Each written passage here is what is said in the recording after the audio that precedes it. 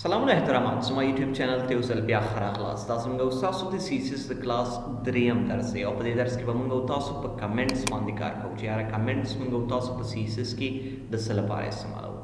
له دې نه مخکې موږ او تاسو په HTML کلاس کې هم د کمنټس په اړه خبرې کړې وې او که چېرې تاسو نور پروګرامینګ لینګویجز ویلې وي لکه پایتان یا C++، نو تاسو به د کمنټ په مطلب پوهیږئ چې ولې موږ او تاسو په یو کوډ کې یا په خپل لینګویج کې د کمنټس دغه برخه لرو.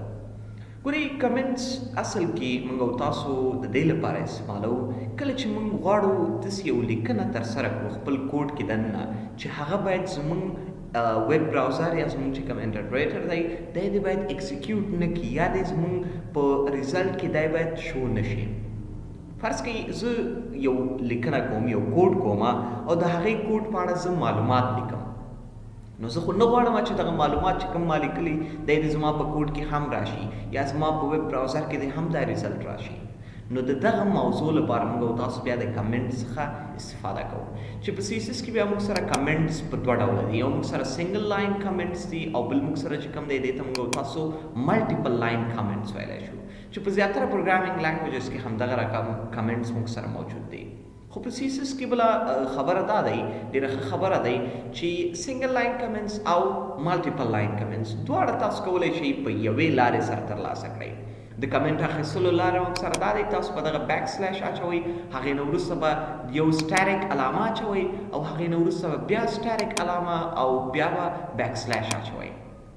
نو دا موږ سره سټارټینګ شو، دا کلوزینګ شو او د دې په منځ کې چې کوم لیکنه کوئ دا به ستاسو کمنټ اوسي. دا خو شو موږ سره سنګل لاین. ملټیپل لاین کمنټس هم موږ سره سیم دي.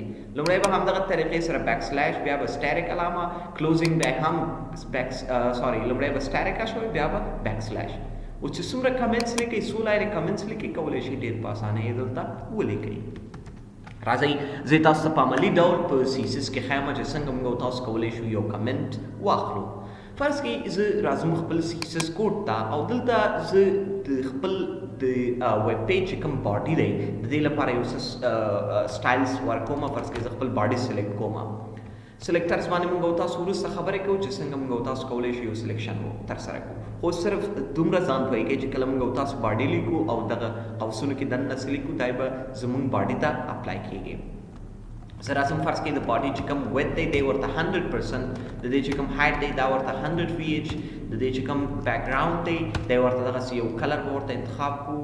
فرض کړئ پینک کلر زه ورته اپلای کوم او زه راځم بل یو موږ سره سلیکټر دی چې دې ته موږ او تاسو آل سلیکټر هم ویلی شو او دې ته موږ او تاسو چې کوم دی سټاریک سلیکټر هم ویلی شو چې دی موږ سره په HTML فایل کې چې دننه څه هم موجود دي دی ټول موږ سره انتخابوي. زه ورته د دې ټولو پیډینګ دی باید 0 اوسي، مارجن دی هم باید 0 اوسي، د دې باکس سایزینګ دی باید بارډر باکس اوسي. په دې درې واړه موضوعات موږ او تاسو وروسته کار کوو. اوس چې کله ما دا بیکګراوند اپلای کړ دی به موږ سره دلته اپلای شوی. اوس زه به راشم دا کلر به لږ بدل کړم، د پینک په ځای به دلته زه ورته بلو ولیکم. لیکلو نه وروسته چې کله زه دی سیف کړم دی به موږ سره دلته راغلی اوسي. اوس زه غواړم په دغه خپل کوډ کې دننه یو څه کمنټس واچوم، یو داسې کمنټس چې هغه باید زموږ ویب براوزر کې هغه باید هغه کوم چې ټیکسټ چې موږ او تاسو لیکو دا باید زموږ ویب براوزر کې شو نشي. فرض کړئ زه دغه لومړنۍ ساحه کې زه یو کمنټ لیکل غواړم، زه ورته this دلته خپل کمنټ لیکل غواړم. نو لومړنی کار چې ما تاسو ته ویلی هغه دا دی چې تاسو به یو بیک سلیش اچوئ. بیک سلیش اچول نه وروسته به سټاریک اچوئ، بیا به سټاریک اچوئ، بیا به بیک سلیش اچوئ. د دې په منځ کې چې اوس څه لیکنه تاسو کوئ دی به ستاسو کمنټ اوسي. فرض کړئ زه دلته لیکنه دا ورته کوم this is the universal selector.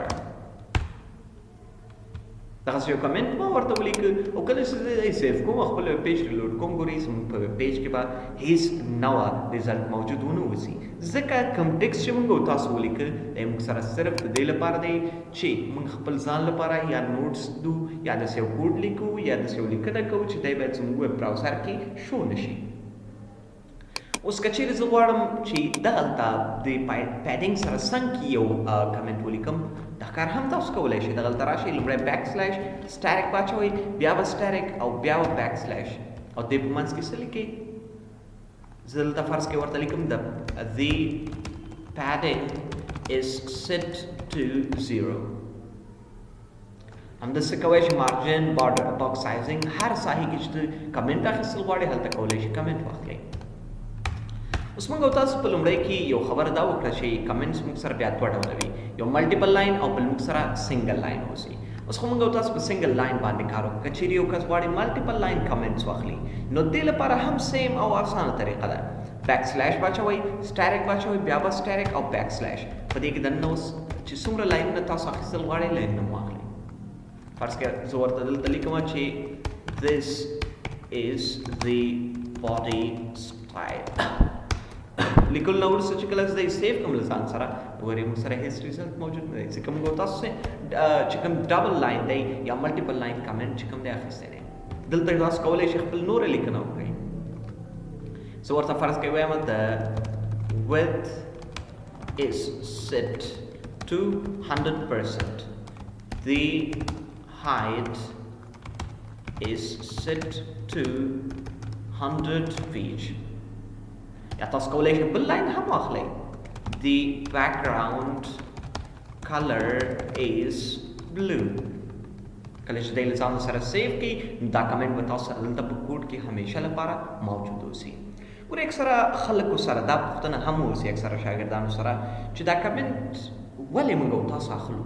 ګورئ فرض کړئ موږ او تاسو د یو ویب پیج لپاره کوډ وکړ، ډیزاین هم ورته جوړ کړ یا په HTML کې یا په HTML او CSS او جاوا سکرپټ په استعمال سره. اوس یو ځل بیا موږ راځو خپل دغه ویب پیج چې کوم کوډ دی دی دوباره ګورو شاید پکې کوم ایرر یا کوم بګ رامنځته شوی اوسي، موږ غواړو چې هغه صالف کړو. نو که چیرې تا په هره ساحه کې کمنټ اخیستی وي نو تا ته ډېر اسانه دی چې ته پوهېږې چې یاره دغه کوډ ما کړی و دا ما د دې موضوع لپاره کړی و، دغه کوډ ما کړی و دا مې د دې موضوع په اړه کړی و. داسې یو نوټ غوندې دی ستاسو لپاره چې کله تاسو خپل کوډ کې یو نوټ جوړول غواړئ کمنټس نه کولی شئ د دې موضوع لپاره استفاده وکړئ. نو امید چې موضوع به مې اخیستې وي دا زموږ او ستاسو د کمنټس مربوطه موضوعات و. انشاءالله نورې ویډیوګانې به هم زما یوټیوب چینل ته ډېر ژر اپلوډ شي. له تاسو څخه مې یو وړه هیله دا دی چې زما یوټیوب چینل در سره سبسکرایب کړئ، د بیل آیکن هم در سره کېکاږئ تر څو نور ملګري او دوستان هم له دې درسونو څخه برخمن شي. تر بیا په الله مسپارم. ډېره مننه.